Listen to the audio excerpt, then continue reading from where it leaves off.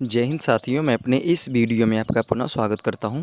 दोस्तों, आज हम लोग बात करेंगे निकट दृष्टि दोष तथा दूर दृष्टि दोष से संबंधित न्यूमेरिकल्स। तो पहले हम लोग समझते हैं कि निकट दृष्टि दोष क्या है। तो निकट दृष्टि दोष की परिभाषा ये है कि जब किसी व्यक्ति की आँखों से नज़दीक की वस्तुएं स्पष्ट रूप से दिखाई देती हैं, जबकि दूर की जो वस्तुएं होती हैं वो ठीक तरह से नहीं दिखाई देती हैं, तो आँखों में हुई समस्या को हम लोग कहते हैं निकट दृष्टि दोष। उसी तरह अगर हम बात करें दूर दृष्टि दोष की, तो दूर दृष्टि दोष की परिभाषा ये है कि जब किसी भी व्यक्ति को उसकी आँखों से दूर की वस्तुएं सही सही दिखाई दें और नज़दीक की वस्तुएं सही सही दिखाई ना दें, तो इस तरह के दोष को हम लोग कहते हैं दूर दृष्टि दोष।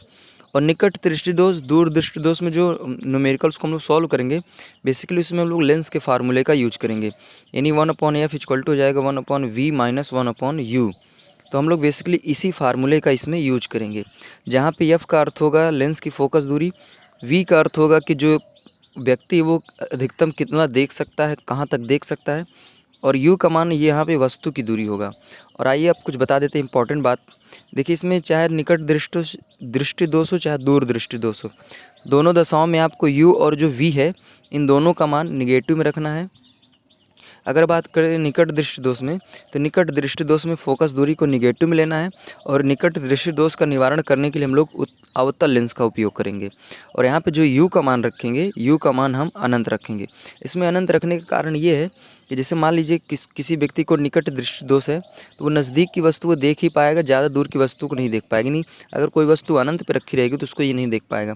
तो इसलिए हम लोग को अगर निकट दृष्टि दोष है तो हम चाहेंगे कि वो अनंत तक की वस्तु को देख सके, अनंत पर रखी वस्तु को देख सके। तो इसलिए यहाँ पे u का मान अनंत रखेंगे।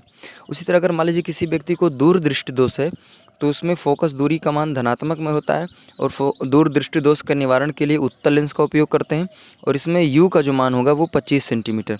अगर मान लीजिए किसी व्यक्ति को दूर दृष्टि दोष है, तो वो दूर की तो वस्तु देख लेगा आसानी से, लेकिन अगर नज़दीक में कोई वस्तु है, लगभग मान लीजिए मिनिमम दूरी जो 25 सेंटीमीटर होती है उसको नहीं देख पाएगा। तो हम चाहते हैं कि वो 25 सेंटीमीटर दूर की भी वस्तु देख सके, तो इसलिए हमें u का मान इसमें 25 सेंटीमीटर रखना पड़ता है। तो उम्मीद करूँगा दोस्तों ये सारी बातें समझ में आ गई होगी। तो आइए अब हम लोग प्रश्न को शुरू करते हैं। देखिए, कुछ सवालों में क्या होगा जिसमें निकट दृष्टि दोष, दूर दृष्टि दोष बोल दिया रहेगा, और कुछ सवालों में बोला नहीं रहेगा, उसमें हमें क्या करना पड़ेगा, पहचानना पड़ेगा। तो चलिए आइए समझते हैं पहले सवाल से। इसमें कहा जा रहा है कि एक आदमी किसी वस्तु को अपने से अधिकतम 7 मीटर की दूरी पर देख सकता है। उसकी नेत्र दृष्टि को सही करने के लिए, ताकि वह अनंत दूरी तक देख सके, उसे अपने चश्मे में कौन सा व कितनी फोकस दूरी के लेंस की आवश्यकता होगी। तो देखिए, इस सवाल में ये नहीं बोला है कि निकट दृष्टि दोष है कि दूर दृष्टि दोष है। इन सवालों में आपको समझना पड़ेगा। तो निकट दृष्टि दोष का मतलब यानी कम से बहुत ही कम दूरी को देख सकेगा, ज़्यादा दूरी को नहीं देख पाएगा।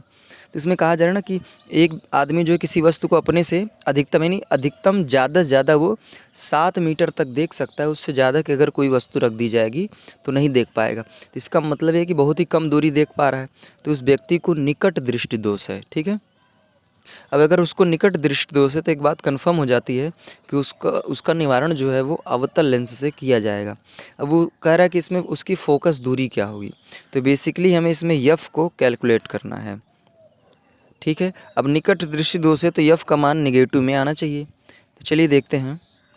तो यहाँ पे अगर हम बात करें यू का मान, तो यू का निकट दृष्टि दोष में यू का मान आपको अनंत रखना पड़ता है। ठीक है। और अगर बात करें v का मान, तो v का अर्थ होता है कि वो जितना देख सकता है, कितना देख सकता है, तो वो 7 मीटर तक देख सकता है अधिकतम। ठीक है। तो इसी फार्मूले पे आइए रखते हैं। तो 1/f इक्वल टू जाएगा 1/v माइनस 1/u। तो यहाँ से 1/f, v का मान हम रखेंगे माइनस में 7 रखेंगे, क्योंकि हमने बताया था कि u और v दोनों नेगेटिव में रखेंगे। तो 1/-7, फिर माइनस 1/u का मान रखेंगे अनंत। ठीक है।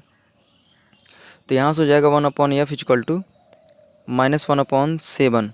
देखिए, अगर हम क्या करेंगे, हम लिखेंगे जैसे 1/अनंत, अनंत का मतलब होता है 1/0। तो ये 0 पलट के जो ऊपर जाएगा तो फाइनली हो जाएगा 0/1, और 0/1 का अर्थ होता है 0। तो यानी कहने का मतलब अगर किसी भी संख्या में आप अनंत से भाग करते हैं तो उसका मान जो होता है वो 0 आता है।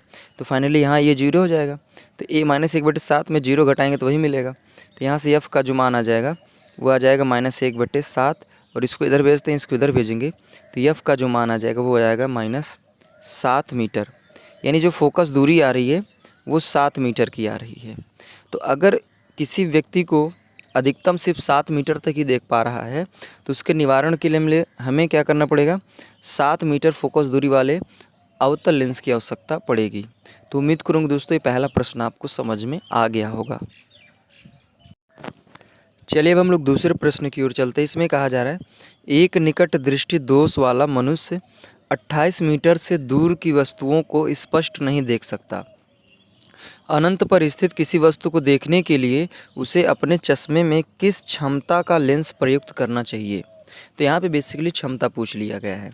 तो कोई व्यक्ति है, इसमें सवाल में वैसे भी बोल दिया निकट दृष्टि दोष वाला है, तो वो अधिकतम जो है वो ज़्यादा से ज़्यादा वो 28 मीटर की दूर की वस्तुओं को देख पा रहा है।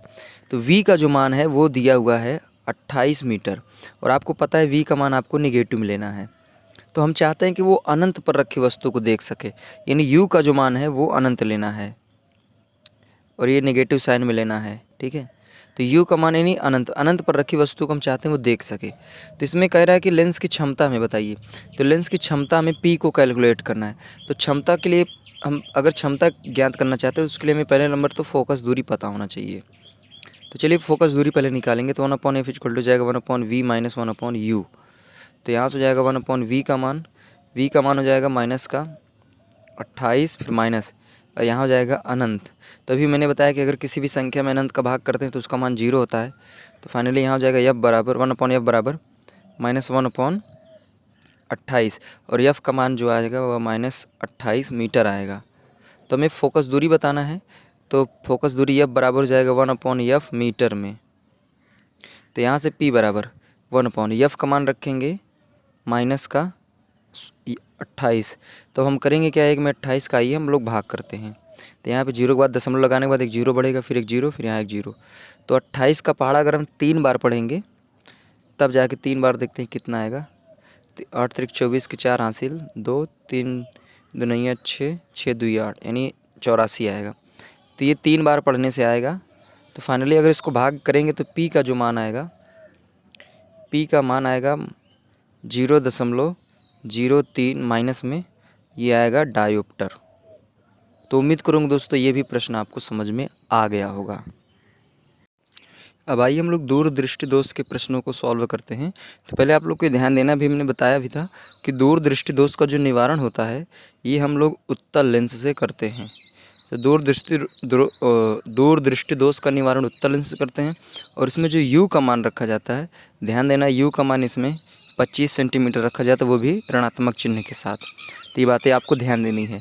और यहाँ पे v का मान जो जितना दूर तक वो देख सकता है व्यक्ति वो आपका v का मान होगा। ठीक है, तो चलिए शुरू करते हैं प्रश्न से। इसमें कहा जा रहा है कि एक दूरदृष्टि दोष से पीड़ित व्यक्ति कम से कम 45 सेंटीमीटर की दूरी तक देख सकते हैं। नहीं, जैसे मान लीजिए कोई इंसान है यहाँ पे ये है खड़ा, तो ये क्या करता है अपने से यहाँ तक, मान लीजिए यहाँ से यहाँ तक 45 सेंटीमीटर है, तो मतलब इधर देखिए कम से कम बोल रहा है, तो इसका मतलब ये है कि यहाँ तक इसके आगे वो स्पष्ट देख सकता है, लेकिन इससे इधर वो स्पष्ट नहीं देख सकता। यानी कम से कम वो 45 सेंटीमीटर तक स्पष्ट देख पा रहा है, उसके आगे वो स्पष्ट देख रहा है लेकिन इधर नहीं देख पा रहा है। तो कहा जा रहा है कि इस व्यक्ति के दृष्टि दोष निवारण है तो चश्मे में प्रयुक्त लेंस की फोकस दूरी ज्ञात कीजिए, और स्पष्ट दृष्टि की जो न्यूनतम दूरी है वो 25 सेंटीमीटर दिया है। तो यहाँ पे देखिए दूर दृष्टि दोष से पीड़ित व्यक्ति है तो उसके निवारण के लिए जो लेंस लगेगा वो उत्तल लेंस लगेगा। अब इसमें कहा जा रहा है कि उस लेंस का जो लेंस लगेगा उसकी फोकस दूरी क्या होगी। तो फोकस दूरी के लिए हमें फार्मूला पता है, 1/f इक्वल टू होता है 1/v माइनस 1/u। ये फार्मूला हम जानते हैं। तो यहाँ पे v का अर्थ है कितना वो देख सकता है, तो वो 45 सेंटीमीटर तक देख सकता है। ठीक है, और अगर बात करें यहाँ पे माइनस में रहेगा u का मान, तो u का मान हम जानते हैं यहाँ पे 25 सेंटीमीटर रखना पड़ेगा ऋणात्मक चिन्ह के साथ। तो चलिए सारी वैल्यू हमें पता है, अब हम इसी फार्मूले पर रखेंगे। तो 1/f इक्वल टू 1/v का मान हो जाएगा यहाँ पे माइनस का 45 फिर माइनस u का मान हो जाएगा माइनस का 25। तो यहाँ से हो जाएगा -1/45, ये माइनस माइनस का हो जाएगा प्लस, और यहाँ पे हो जाएगा 25। ठीक है, अब हम निकालेंगे इनका एलसीएम। तो यदि मान लीजिए अगर हम 45 और 25 का एलसीएम निकालेंगे तो ये आएगा 225। ठीक है, अब हम क्या करते हैं, 45 में 225 का पहाड़ा पढ़े कितनी बार जाएगा, तो आइए देखते हैं शायद ये कितनी बार जाएगा। तो 45 इसका 5 बार पढ़ते हैं, तो यहाँ हो जाएगा 55 25 हासिल 2 5 24 यानी 225। तो 45 का पहाड़ा अगर 5 बार पढ़ेंगे तब जाके 225 आएगा। तो 5 बार गया, अब 5 का गुणा ऊपर करेंगे तो यहाँ हो जाएगा माइनस का 5 प्लस। अब 25 का पहाड़ा हम कितनी बार पढ़े ताकि 225 आ जाए। तो 25 का पहाड़ा अगर हम लोग 9 बार पढ़ेंगे, यहाँ पे आप देख लीजिए 25 9 9 25 45 की 5 हासिल 4 9 दूनी 18 18 4 22। तो यानी 25 का पहाड़ा हम 9 बार पढ़ेंगे तब जाके 225 आएगा। तो 9 बार गया, 9 का गुणा ऊपर 1 में करेंगे तो यहाँ हो जाएगा 9। तो यहाँ हो जाएगा फाइनली 1/f इक्वल टू, देखिए माइनस का 5 है प्लस का 9, तो ये घट के हो जाएगा प्लस का 4 और ये हो जाएगा 225। अब हमें क्या करना है, एफ का मान बताना है, तो इसको हम पलट देंगे तो एफ इक्वल टू हो जाएगा 225 भागे 4। अब एक काम करते हैं, इसका 4 से हम भाग कर लेते हैं। तो 4 से भाग करेंगे, 4 पंजे 20, 5 बार जाएगा, यहाँ बचेगा 2 2 इसके पास आएगा, ये हो जाएगा 25। फिर हो जाएगा 8 4 पंजे 20 4 छंग 24, 6 बार जाएगा। तो फाइनली यहाँ से जो एफ का मान आएगा वो आएगा 56 दशमलव समथिंग आएगा और ये आएगा सेंटीमीटर। तो उम्मीद करूँगा दोस्तों ये भी प्रश्न आपको समझ में आया होगा। एग्जैक्टली आप इस क्या करिएगा, 225 में 4 का भाग करेंगे तो 56 दशमलव समथिंग आएगा। तो उम्मीद करूँगा दोस्तों ये भी प्रश्न आपको समझ में आ गया होगा। आइए इसी तरह हम लोग दूसरे प्रश्न की ओर चलते हैं। इसमें कहा जा रहा है कि एक दूरदृष्टि दोष से पीड़ित व्यक्ति की आंख के लिए निकट बिंदु की दूरी यानी वो कम से कम 80 सेंटीमीटर वो देख सकता है। तो इस व्यक्ति के दृष्टि दोष निवारण हेतु चश्मे में प्रयुक्त लेंस की क्षमता हमें बतानी है। तो इसमें फोकस दूरी निकाल लेंगे तो आसानी से हम क्षमता पता कर सकते हैं। तो चलिए शुरू करते हैं। तो यहाँ से हमें एफ निकालना है पहले, ठीक है। तो अगर बात करें v का मान, तो v का मान दिया हुआ है 80 सेंटीमीटर, और बात करें u का मान, तो u का मान 25 सेंटीमीटर होता है। तो चलिए सभी का फटाफट रखते हैं। तो 1/f इक्वल टू जाएगा 1/v का मान हो जाएगा माइनस का 80, फिर माइनस 1/u का मान हो जाएगा 25। अब चलिए हम लोग क्या करते हैं, यहाँ पे गड़बड़ कर दिया, ये हो जाएगा माइनस 180 और ये यहाँ पे माइनस रहेगा तो ये माइनस माइनस हो जाएगा प्लस, ये हो जाएगा 125। अब यहाँ पे हमें क्या करना है कि 80 और 25 का हम निकालेंगे अब एलसीएम। तो फाइनली अगर हम लोग 80 और 25 का एलसीएम निकालते हैं तो इसका एलसीएम आएगा 400। अब 80 का पहाड़ा पढ़ेंगे 400 ज़्यादा है तो 8 5 40 यानी ये जाएगा 5 बार। तो यहाँ से हो जाएगा ऊपर तो हो जाएगा माइनस का 5, और 25 का पहाड़ा अगर हम लोग पढ़ते हैं कितनी बार, 16 बार।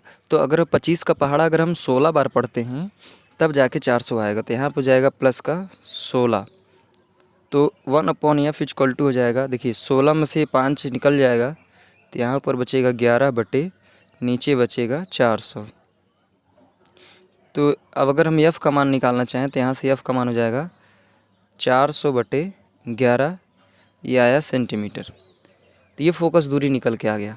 अब हमें क्षमता बतानी है, तो क्षमता के लिए फार्मूला हम जानते हैं, P बराबर यहाँ पे सेंटीमीटर में दिया है, तो 100 बटे फोकस दूरी सेंटीमीटर में। तो यहाँ से हो जाएगा 100 बटे फोकस दूरी का मान रख देंगे, यहाँ हो जाएगा 400 बटे 11, ठीक है। तो ये 11 पलट के ऊपर चला जाएगा, तो यहाँ हो जाएगा 100 गुणे 11 बटे 400। तो फाइनली P इक्वल टू हो जाएगा आपका 100 को गुणा 11 में करेंगे तो जाएगा 1100। अब 1100 में 400 के भाग कर देंगे तो यहाँ से दो जीरो कैंसिल हो जाएगा और ये बचेगा 11 बटे 4। तो 11 में 4 का भाग करेंगे तो ये आएगा 2 दशमलव समथिंग आएगा, और मात्रक की बात करेंगे तो मात्रक हो जाएगा इसका डायोप्टर। तो उम्मीद करूँगा दोस्तों ये भी प्रश्न आपको समझ में आया होगा। तो दोस्तों आज बेसिकली हमने बात किया दूरदृष्टि और निकट दृष्टि दोष से संबंधित आंकिक प्रश्न, और ये सारे प्रश्न आपको समझ में आए होंगे। अब दोस्तों दीजिए इजाज़त, इसी तरह मिलेंगे अगले वीडियो में, तब तक के लिए जय हिंद, वंदे मातरम।